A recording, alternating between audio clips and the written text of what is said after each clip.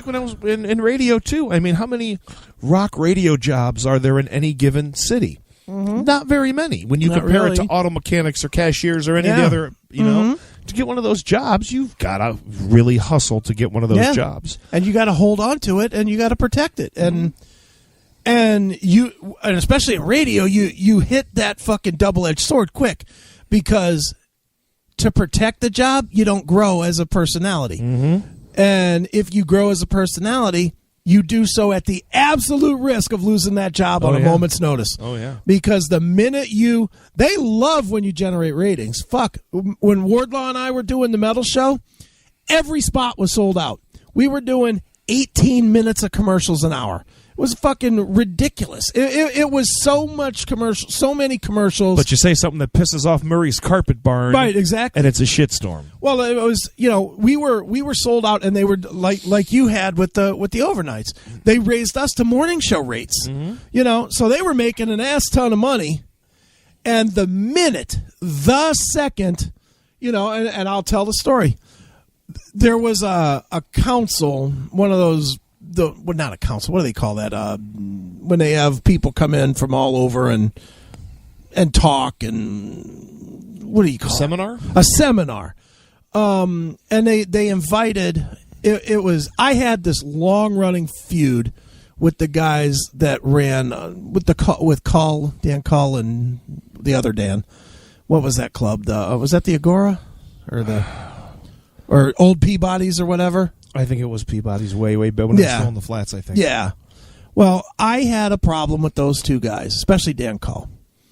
And I would regularly shit on his club, on the air. If they were doing a show, I would fucking book a show against it just to fucking be a dick.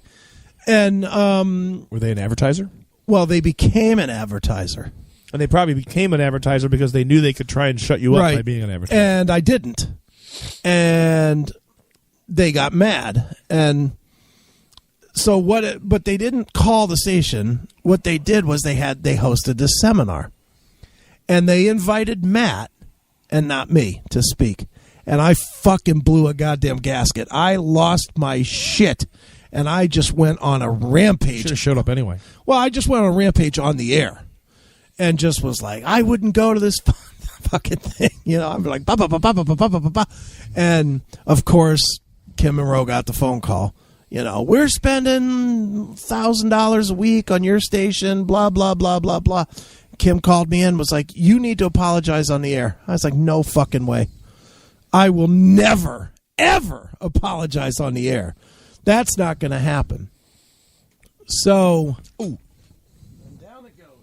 You, not me. Yeah, I'm okay.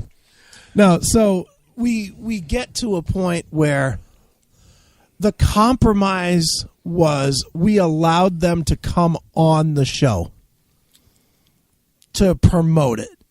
Okay, and how did that work out with you guys side by side? I'll tell you. They came on the show, and I was told not to make a point of it. And I wasn't told to apologize because I told him I wouldn't. And Kim was like, okay, just leave it alone then. And I was like, okay, I'll leave it alone. So they came on the show and they said, they went through the thing of, this is what's going on, whatever. And they invited me to be on the panel now, the panel discussion. And I said, no thanks, not interested. Fucking, they were so fucking mad, because I wouldn't apologize and then I wouldn't do it. Well, why should you do it if you think the guy's a dick? Fuck them. I wasn't going to, but they were furious. Kim was. I got suspended for a week, and I was like, why am I suspended? Because you wouldn't do a panel. Yeah, you got suspended. Because I wouldn't apologize. I wouldn't do A or B. I took my stand. Dude, I got in so much trouble on 92.3. It wasn't funny. The whole Billy Morris thing. You know that story? No, this is the worst.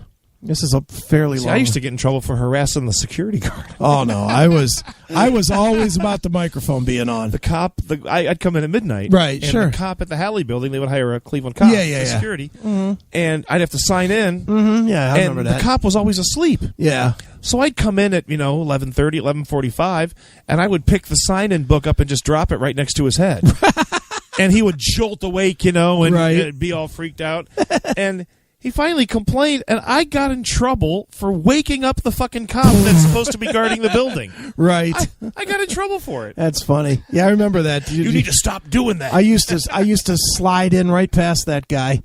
I would always go over and I would just cough really loud, or I would pick that book up and drop it, right? Or I would just go, "Hey," and just I would anything to scare him awake. Nice. And I was told not to do that. Don't wake him up anymore. You come in and he's sleeping, just sign in quietly and leave him alone. And yeah, sure. And then when I'm dead, don't He's moonlighting for probably $50 an hour. He's fucking sleeping. I know, it's so bad. But no, you obviously know Billy Morris, and Billy is one of my very good friends. But we had a time that we weren't. Matt and I had set Billy up really nicely with 92. This is when he had the Lava Room, the recording studio, and we had set it up so that Billy would record not only our extreme sessions when we would have metal bands come in, but if you remember, 92 was doing a lot of the hot bands of the minute. They had Creed, they had Korn, they had and into a private studio, doing a private recording. And in 2002, to have Korn come and do a private session, that was a big deal. Yeah, and Billy was getting he was getting paid well. Matt and I were mostly Matt, but Matt and I worked it out with Kim to hire Billy, and they paid Billy really well to do this. So we worked all this out, and Billy was happy, and we were happy for about a year. I'm surprised they paid him well, but knowing how notoriously cheap radio stations they are. paid him pretty well for, or maybe he negotiated a good deal. I don't know. I wasn't part of that, but I know that he was paid a good number for recording big name stuff, which certainly didn't hurt his resume either. Sure, yeah. To say, I recorded Pantera and Creed and fucking Damage Plan, and none of that hurt him. Sure. So it came down to, we were on Sunday nights, and then out of the blue, Billy took a job on Sunday night against us, opposite us on MMS. And I was furious about this. I was like, because we had really gone to bat for Billy, and I called Billy, and I was like, what the fuck are you doing?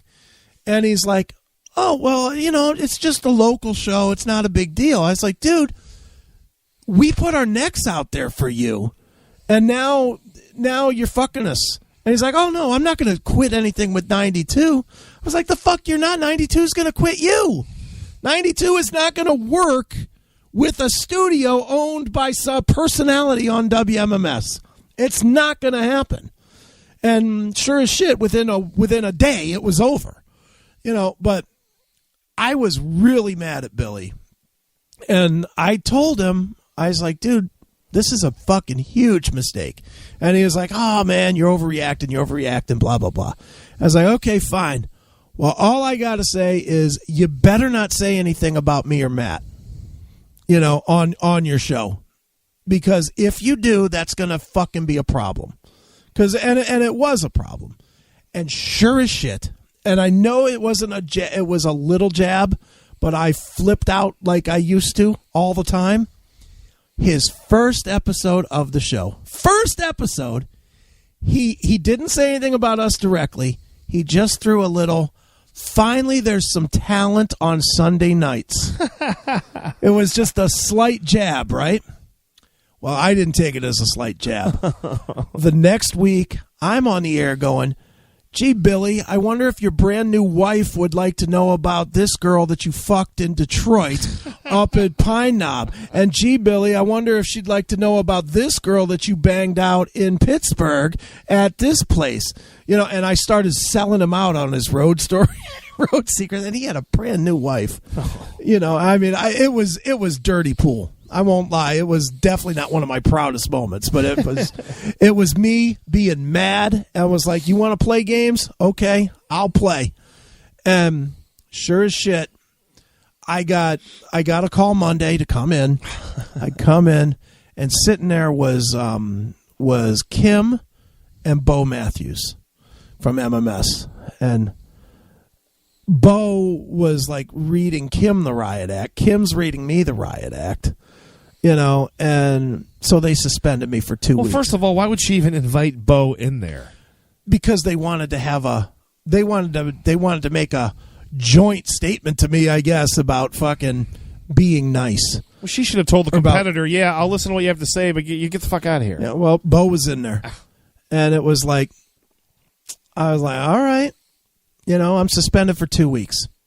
And then I was told, you're never to speak of Billy Morris again on the show. All right, fine. Do my 2 weeks. Come back. Immediately, first break of the show. I didn't talk about Billy. I went after Bo. She didn't tell you couldn't talk about him. But the way I did was I said a prayer to God, wishing AIDS on his kids. I named his kids.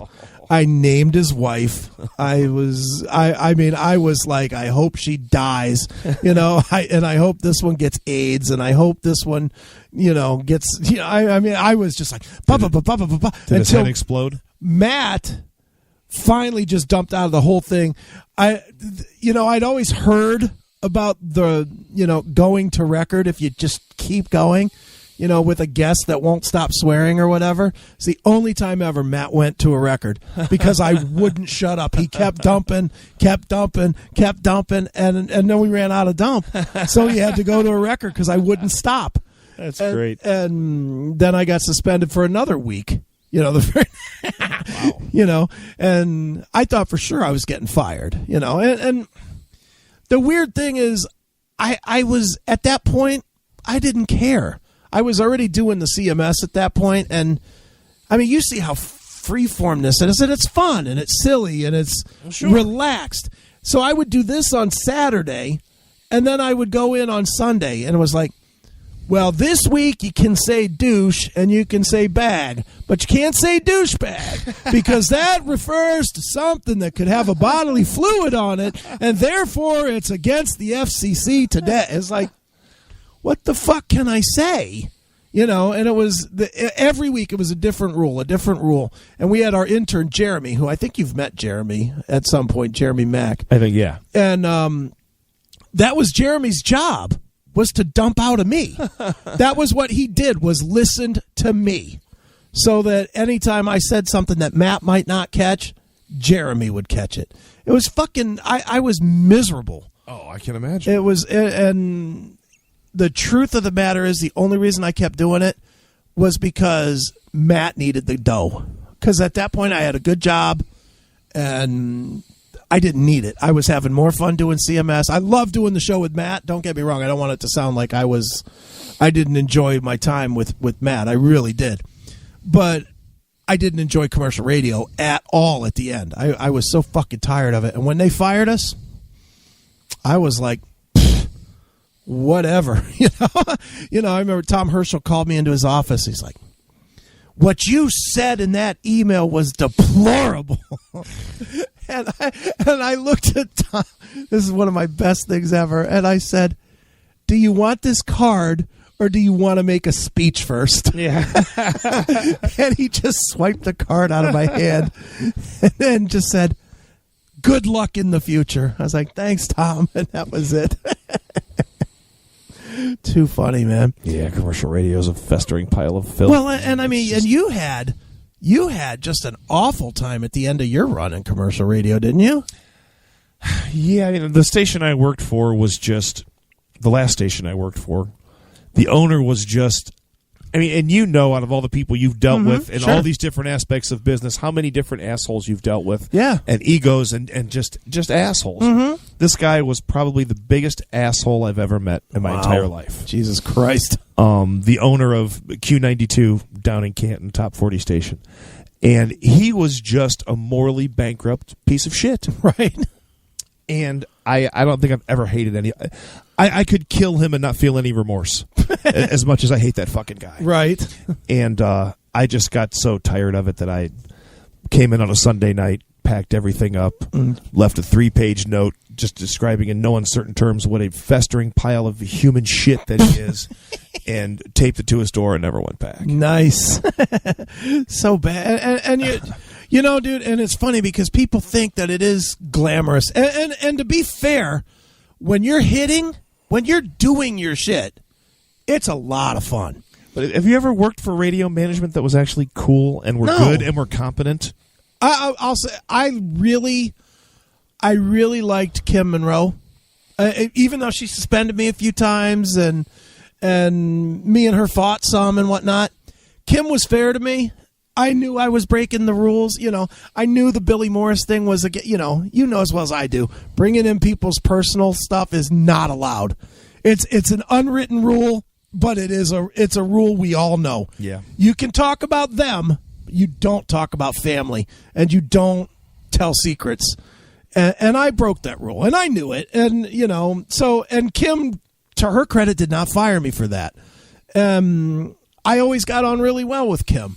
But she's like the oddball in...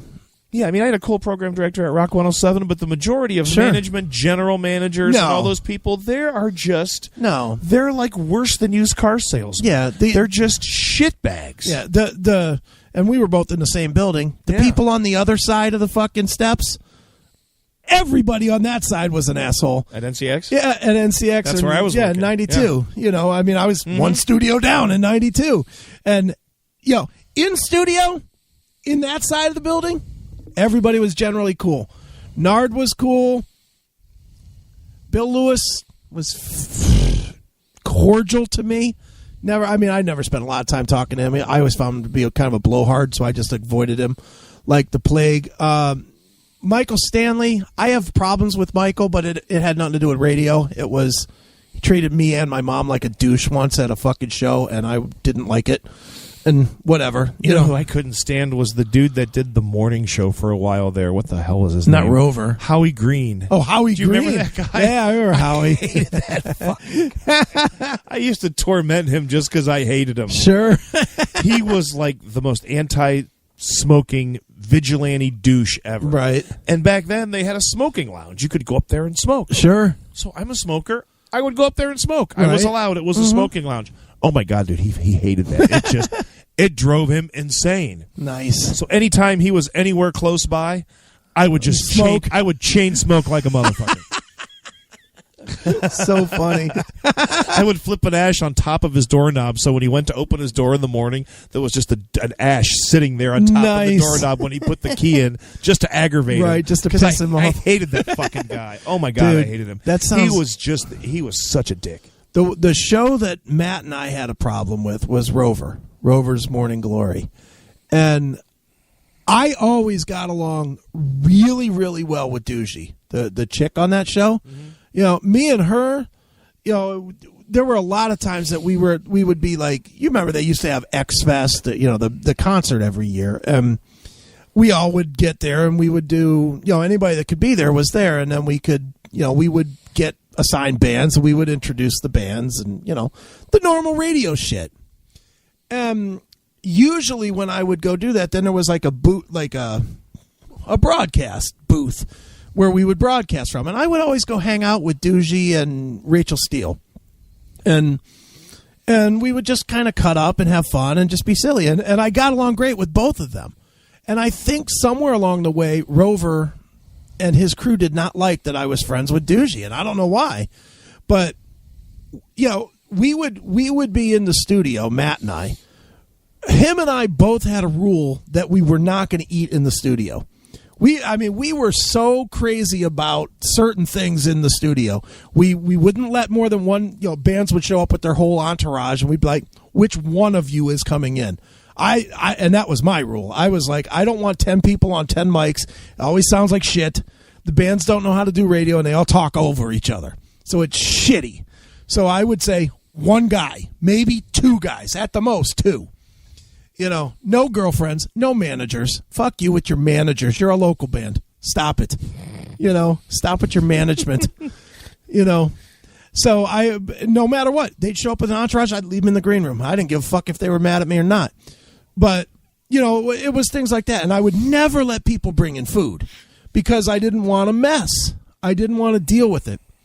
Well, every fucking week, Rover's people would say that we left the studio trashed. And we were like, what did we leave?